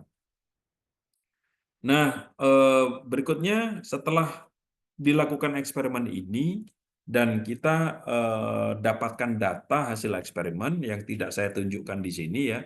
Tinggal kalau di Minitabnya tinggal ditambahkan 1 kolom di sini, dianalisis. Nah, nanti kita analisis dengan melibatkan semua item ya. Kalau kita lihat di sini, kita analisis ya. Ini hasil analisisnya. Ini ada interaksi 3. Nah, interaksi yang melibatkan ketiga faktor. Semua kombinasi yang melibatkan interaksi antara 2 faktor kita sebut two-way interaction, jadi viscosity dengan temperatur, viscosity dengan additive, temperatur dengan additive, ini semuanya ada. Dan ini adalah pengaruh tunggal atau main effect. Ini pengaruh tunggal masing-masing faktor, pengaruh interaksi 2, dan interaksi yang melibatkan 3. Nah, nanti hasilnya juga akan diberikan dalam bentuk Pareto chart sehingga kita bisa menentukan katakanlah faktor-faktor yang memberikan kontribusi signifikan apa tidak. Termasuk blocking di sini sudah ada, tapi tidak ditampilkan di diagram Paretonya, bahwa strand 1 dan strand 2 yang kita sebut block itu ternyata tidak memberikan hasil yang berbeda karena katakanlah nilai P-nya di sini kan tidak kurang dari 0,05 kan begitu.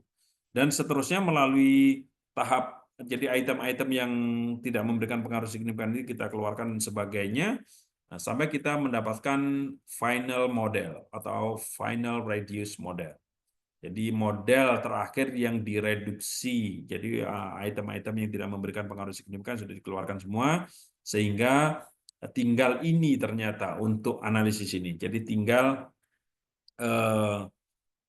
tinggal 4 item ini, ya. Jadi ada A, ada B, ada AC, ada C dan sebagainya.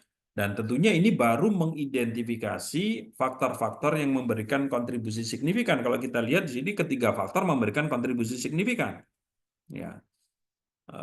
Tapi kalau item atau terms-nya itu cuman ini A, B dan AC. Nah, dari atau berdasarkan output ini kemudian dilakukan optimasi, ya, dilakukan optimasi.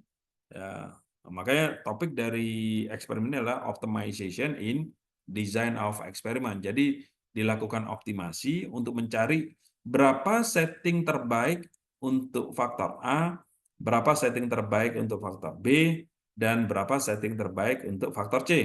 Nah, dengan item ini. Nah, berdasarkan model ini, maka nanti akan diperoleh bahwa berdasarkan output-output ini, ya, nanti akan diperoleh, ya, kalau tujuannya adalah untuk meminimalkan, ya kita cari titik yang minimum di sini, minimum di situ, dan diperoleh bahwa setting terbaik, ya, berdasarkan graphical analysis ini, ternyata setting untuk viscosity itu 30, ya, setting untuk temperatur itu 100, setting untuk aditif itu adalah sebaiknya menggunakan aditif yang B. Dengan menggunakan ini, maka kita akan mendapatkan keausan mesin yang paling minimum. Jadi di sini optimasinya itu. Jadi melalui tahapan-tahapan analisis yang saya sebutkan tadi. Ini contoh yang pertama, ya. Jadi ini hanya ada satu parameter output, yaitu keausan mesin. Di sana satu parameter output. Pada kenyataannya, di berbagai bidang, di berbagai industri, berbagai jenis produk, biasanya setiap produk itu mempunyai lebih dari satu parameter output. Katakanlah seperti yang saya contohkan tadi, misalkan kalau produknya itu adalah tutup spidol, kita bisa melihat diameternya. Di waktu yang sama kita juga ingin melihat kekerasannya. Di waktu yang sama kita juga ingin melihat kekerasannya. Jadi lebih dari satu parameter output. Nah, di contoh yang kedua ini, contoh di mungkin sekilas saja karena waktunya tinggal 9 menit, ya. Jadi ini saya bawa contoh yang biasa digunakan di industri farmasi, ya. Jadi produknya, ini misalkan produknya adalah powder, dry powder. Jadi seperti bedak begitu, ya, bedak talek biasanya, bedak. Nah, di sini proses memproduksi bedak. Nah, tentunya bedak itu ada beberapa karakteristik, ya, partikelnya. Nah, di sini mereka ingin melakukan pilot experimental study untuk menyelidiki faktor-faktor yang memengaruhi dua hal ini. Pertama adalah moisture content. Tentunya kalau kita memproduksi powder, kita ingin sekering mungkin, tidak ada kelembapan sehingga tidak gampang menggumpal. Dan juga partikel size-nya mungkin dengan, katakanlah, partikel size yang sekecil-kecilnya, misalkan untuk produk ini. Nah, tujuannya adalah, jadi di sini ada dua parameter output ini. Ada moisture, ada partikel size, jadi ada dua. Nah, di sini ada empat faktor yang berpengaruh terhadap dua partikel karakteristik ini, ya. Jadi ada 4 faktor di sini, ya. 4 faktor tersebut adalah, katakanlah di sini suhu inlet. Nah, ini skemanya, ya. Ada suhu inlet di sini, ya, mungkin. Nah, terus nozzle-nya di sini. Nah, di sini ada rotary, ada two fluid. Kadang-kadang juga kalau di industri farmasi bisa menggunakan ultrasonic di sini. Nah, flow rate, Nah, flow rate mungkin di sini ya. Terus suhu outlet mungkin di sini. Jadi katakanlah keempat faktor ini yang berpengaruh terhadap dua parameter output ini. Nah, berapa setting terbaik untuk keempat faktor ini untuk mendapatkan output yang diinginkan, yaitu moisture-nya juga minimum dan particle size-nya juga minimum. Nah, di sini bisa kita buat desainnya ya dengan menggunakan Minitab kita bisa mendapatkan desainnya ya di sini. Katakanlah di sini kalau ada 4 faktor, katakanlah di sini tanpa ulangan ya ini.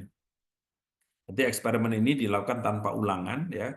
Di sini ada 16 row karena ada 4 faktor 1 2 3 4 berarti 2 pangkat 4 itu 16 berarti eksperimen ini tanpa ulangan, tanpa blocking, tanpa ada batasan tertentu. Ya. Nah, kalau sudah mengikuti susunan ini dilakukan eksperimen dan diperoleh data eksperimen. Ya, diperoleh data eksperimen sehingga data tersebut diolah, nanti datanya tinggal dimasukkan di kolom di sebelah kanannya mungkin ya. Nah, terus kita analisis untuk masing-masing dulu. Jadi untuk first response ini untuk moisture. Untuk moisture ini kita analisis satu persatu dulu. Untuk moisture ini ternyata item yang berpengaruh signifikan adalah ini. Dengan setting optimum melalui graphical analytics yang kita peroleh di sini, maka setting optimum untuk meminimalkan moisture itu adalah suhu inletnya 130, ya, nozzle-nya rotary, flow rate-nya 10, suhu outlet-nya 60. Ini untuk mendapatkan apa itu setting optimum untuk first response. Sedangkan untuk second response ternyata ininya beda. Sangat mungkin berbeda. Ya di sini ya. Untuk first response kira-kira seperti ini ya. B, A, C, D, C, D. Kalau yang di second response di sini ada A, C dan sebagainya. Ini berbeda. Dan setting optimumnya juga berbeda. Kalau tadi katakanlah suhu inletnya setting terbaik adalah 130. Di sini untuk meminimumkan particle size ini ternyata suhu inletnya 170. Terus mana yang kita gunakan? Nozzle-nya tadi setting terbaik yang tadi rotary. Kalau yang di sini to fluid. Terus mana yang kita gunakan? Pada kenyataannya dua parameter output ini kan ada di produk yang sama. Jadi untuk setting mesin, setting parameter input itu kan harus satu. Nah, di sini ada perbedaan. Nah, jadi di sini ada first response ini untuk moisture, di sini second response ini untuk particle size itu bisa berbeda. Nah, makanya terus kira-kira setting terbaiknya bagaimana? Nah, di Minitab bisa membantu kita untuk menganalisis, untuk melakukan optimisasi untuk keduanya. Ya, melakukan optimisasi keduanya dengan melalui tahapan analisis tertentu kita bisa dapatkan ternyata ini adalah solusinya. Ya. Jadi di antara suhu inlet tadi kalau untuk moisture itu 130, untuk misalkan untuk particle size itu 170, ternyata yang disarankan 130. Nah, di sini. Ternyata yang disarankan ini. Yang apa itu yang pertama coba saya pakai ini ya. Ternyata yang disarankan adalah yang ini solusinya. Nah, terus untuk nozzle, kalau mengikuti setting terbaik untuk moisture itu adalah rotary, untuk mengikuti yang setting terbaik untuk particle size itu to fluid, ternyata yang disarankan to fluid. Solusinya di sini. Untuk flow rate, kalau mengikuti setting terbaik untuk untuk moisture itu adalah 10. Sedangkan untuk setting terbaik untuk mengikuti yang parameter setting yang kedua itu maksudnya 15, ternyata yang disarankan 10. Sedangkan untuk yang suhu outlet yang untuk meminimalkan moisture itu disarankan pakai setting 60. Untuk meminimalkan particle size disarankan 90, ternyata yang disarankan itu bukan 60, bukan 90, tetapi di antara keduanya. Di sini ternyata yang disarankan itu adalah 61, sekian. Jadi 61, tadi 1384. Jadi bukan 60, bukan 90. Jadi bisa aja di antara keduanya. Dan ini bisa mendapatkan apa itu? Kalau kita lihat mungkin 1 menit lagi ya, bisa didapatkan particle size ini bisa 0,1 ya perkiraan ya. Sangat kecil, dan moisture bisa sekitar 0,2 dan seterusnya. Ini adalah yang bisa saya sampaikan ya. Mudah-mudahan bisa memberikan insight untuk kalau Bapak Ibu ingin melakukan eksperimen. Ini adalah tambahan-tambahan output yang lain ya untuk menentukan design space ya. Dan design space kira-kira berapa flow rate suhu inlet yang masih bisa mencapai particle size yang kecil ya, kita bisa lihat range-nya di sini. Ini adalah output tambahan yang lain. Itu yang bisa saya sampaikan untuk webinar kali ini. Mungkin saya kembalikan ke moderator ya, pas jam 15.40. Oke, terima kasih Pak Anwar. Eh, ini ada beberapa pertanyaan Pak, ada di kolom chat dan di kolom Q&A. Ya, oke, mungkin saya langsung jawab ya. Saya coba lihat ada di chat, terus satu lagi ada di Q&A. Oke, mungkin yang tadi saya lihat muncul yang pertama di Q&A dari Pak Udin, PT Kimia Farma. Izin bertanya, bagaimana cara penentuan faktor dan level suatu percobaan? Semisal waktu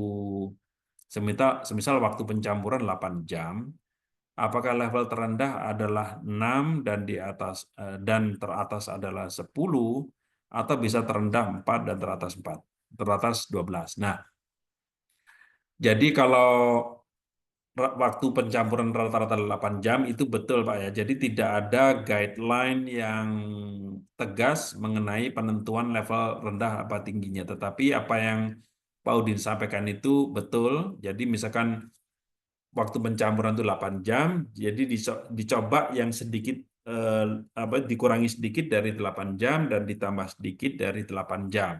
Nah, mengenai dikuranginya dan ditambahnya itu apakah 2 jam atau 1 jam, itu sebenarnya bisa merujuk ke hasil-hasil eksperimen yang berkaitan dengan hal ini.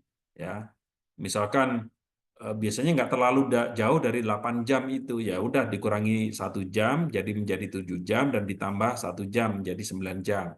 Jadi bisa level rendahnya 7, level rendahnya 9. Tapi kalau masih katakanlah bisa range yang bisa agak luas, ya bisa dikurangi 2 jam 2 jam. Misalkan eh, apa itu 8 jam dikurangi 2 jam jadi 6 jam, dan setting atasnya menjadi 8 jam ditambah 2 jam jadi 10 jam. Jadi atau mungkin kalau lebih luas nanti jadi kurang disarankan meskipun masih memungkinkan. Kalau menentukan faktor-faktornya, saya sarankan faktor-faktor yang dicurigai itu dilibatkan dalam penentuan eksperimen. Jadi misalkan ada, itu namanya kalau dalam bahasa hukum itu tersangkanya diikutkan semua dulu. Misalkan tersangkanya itu ada 8 faktor. 8 faktor dilibatkan semua, tapi jangan dilakukan eksperimen penuh. Saya sarankan menggunakan eksperimen yang sedikit, tetapi melibatkan semua tersangka faktor tersebut. Nanti dilakukan eksperimen yang kita sebut screening eksperimen. Jadi screening eksperimen itu menggunakan fractional factorial design biasanya, itu bisa dengan eksperimen yang sedikit tetapi bisa digunakan untuk mengidentifikasi dari 8 itu, yang 8 tersangka itu yang menjadi terdakwa nanti berapa. Jadi mungkin dari 8 itu nanti yang faktor-faktor yang memberikan kontribusi signifikan itu tinggal 3 misalkan. Tinggal 3. Nah, nanti dari 3 faktor yang terpilih itu baru dilakukan eksperimen yang lebih detail menggunakan misalkan full factorial design seperti itu. Nah, mudah-mudahan itu bisa menjawab. Terus yang di chat ya dari Bu Anissa Putrianti. Saya pernah mau mencoba hitung faktorial design 3 faktor dan 3 level. Tetapi setelah saya hitung responnya interaksi ketiga faktor tidak muncul, Pak. Yang muncul hanya interaksi 2 faktor dan pengaruh 1 faktornya ketika saya masukkan respon faktor ABC datanya nggak muncul. Apakah ada step? Ini dugaan saya eksperimen ini tidak ada ulangan. Nah, jadi kalau tidak ada ulangan biasanya interaksi orde paling tinggi itu di ANOVA-nya tidak muncul. Ya, karena memang seperti itu karena datanya tidak cukup dan itu tidak apa-apa. Ya, jadi ya, itu sangat lazim mempunyai kondisi seperti itu. Terus pertanyaan kedua di chat ya, apabila saya membuat desain eksperimen menggunakan Taguchi, namun berhubung keterbatasan dana serta yang dioptimasi adalah multiple respon, apakah boleh saya melakukan optimasi dengan menggunakan RSM? Nah, ini tidak diperkenankan karena desain tertentu itu langsung berkaitan dengan persamaan matematis tertentu, termasuk optimasinya itu sudah langsung berkaitan. Taguchi dia mempunyai Taguchi-nya desainnya ya, terus mempunyai persamaan tertentu. RSM dia menggunakan persamaan yang berbeda dengan Taguchi karena di situ menggunakan full kuadratik. Jadi ada linear, ada interaksi, ada kuadratik yang itu mungkin tidak tersedia di Taguchi. Jadi secara teknis maupun secara etika itu tidak diperkenankan seperti itu. Jadi tetap harus menggunakan analisis di Taguchi. Terus pertanyaan kedua di kolom Q&A, tools apa yang bisa digunakan untuk memastikan bahwa hasil 2 batch pilot dapat dikatakan robust? Apakah CPK bisa digunakan atau tools lain dan apakah kita bisa menentukan spesifikasi dari hasil CPK untuk memastikan agar komersil nilainya akurat dan konsisten.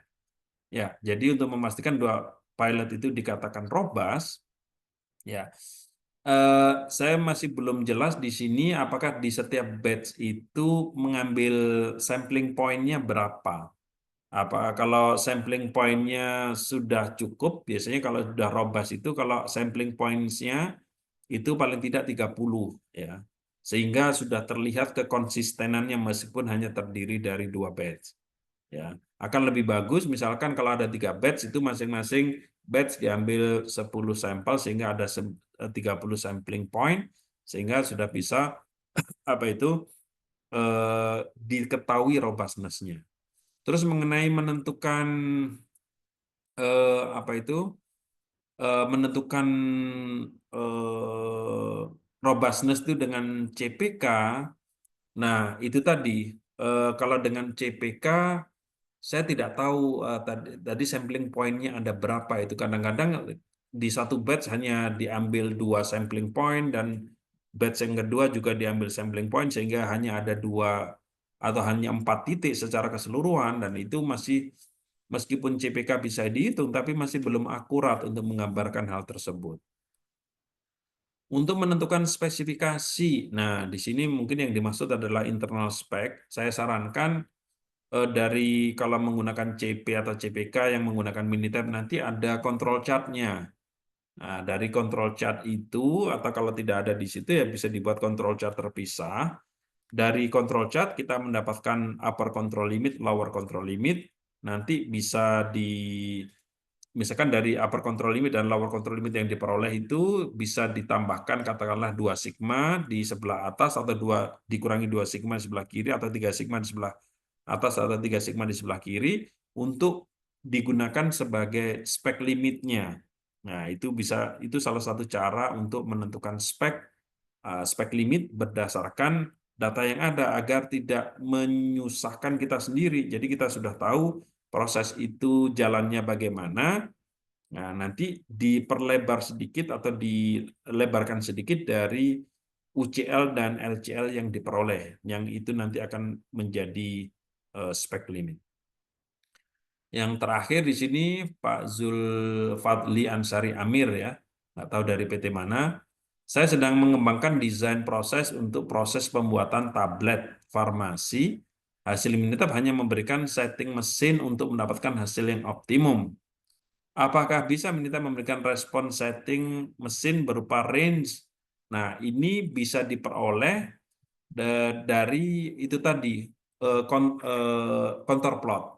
Itu yang kita sebutkan, misalkan sebentar, apakah Minta bisa memberikan respon setting mesin berupa range, misalkan eh, range optimal, sebentar. Ini yang 200 sampai 300 ini parameter output atau input ya, sebentar. Setting mesin untuk mendapatkan hasil yang optimum.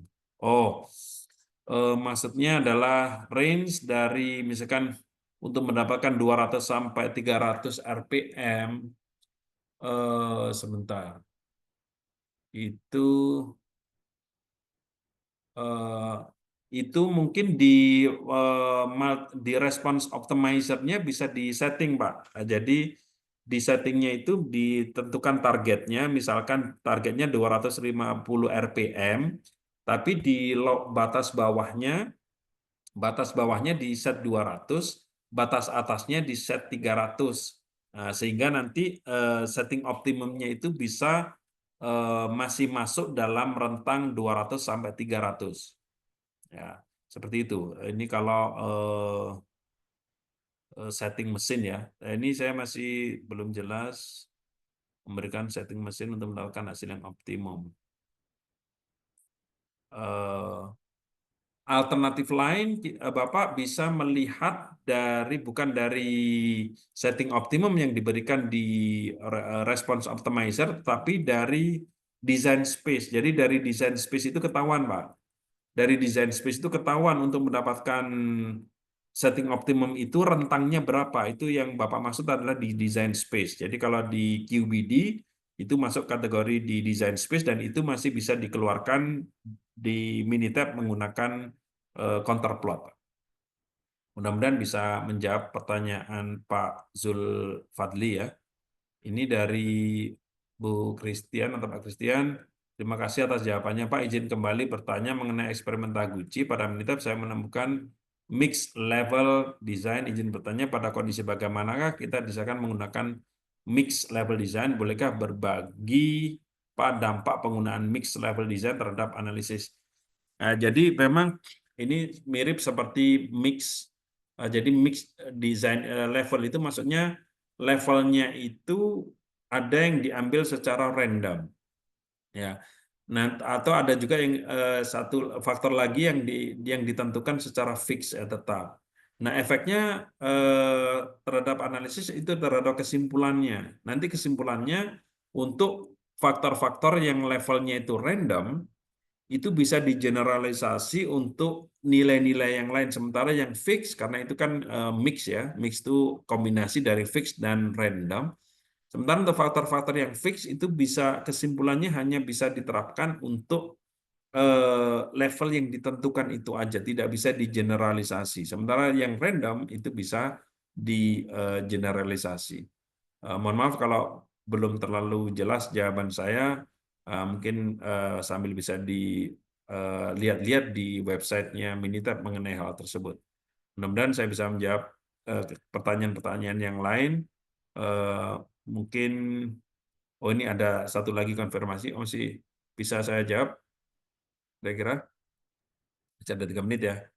Bagaimana cara kita menentukan jumlah replikasi sampel pada faktorial 3 kali 3? Nah, itu Bapak bisa menentukan di apa itu? Di power and sample size ya, di power and sample size di menu power and stat, power and sample size dan di menu general full faktorial. Nanti ada beberapa kolom yang perlu diisi di situ dan nanti Minitab akan memberikan rekomendasi berapa banyaknya replikasi yang perlu dilakukan. Mudah-mudahan bisa menjawab pertanyaannya. Saya kembalikan ke moderator.